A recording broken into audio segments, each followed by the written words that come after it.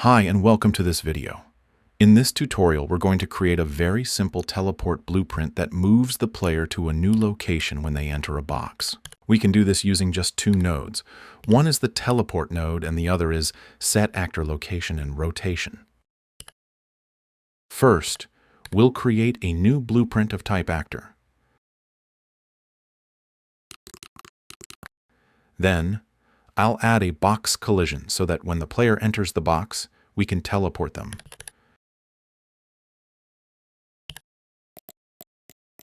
And just to make it look nicer in the level, I'm also adding a mesh under the box.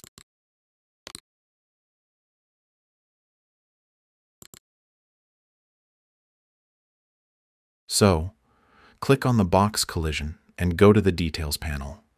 Scroll down to the Events section and add the onComponentBegin overlap to the event graph. Then, connect its output to the teleport node.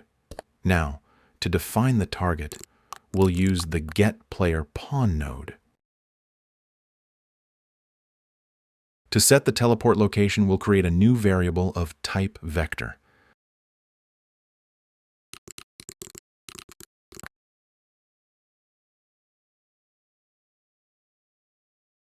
But if we connect this variable directly, it won't work correctly in the level because it won't give us coordinates relative to the world.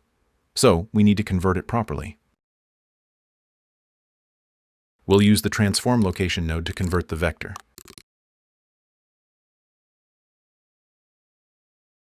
And for the transform input, we'll use getActorTransform. Now, for the rotation, I'm using getPlayerPawn so the player keeps their current rotation after teleporting. But if you want to change it, you can set a custom rotation instead. Finally, make sure to check Instance Editable and show 3D widget on the variable. And that's it. Super simple, and we're done.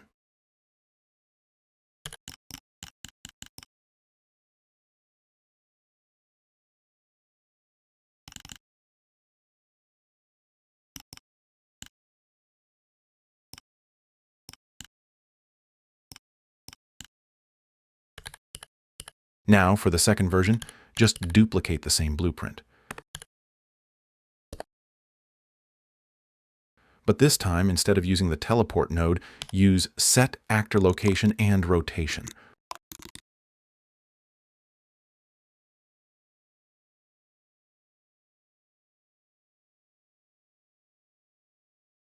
You can read more about the teleport option to understand what it does and whether you need to use it or not. It's optional and doesn't make a big difference here.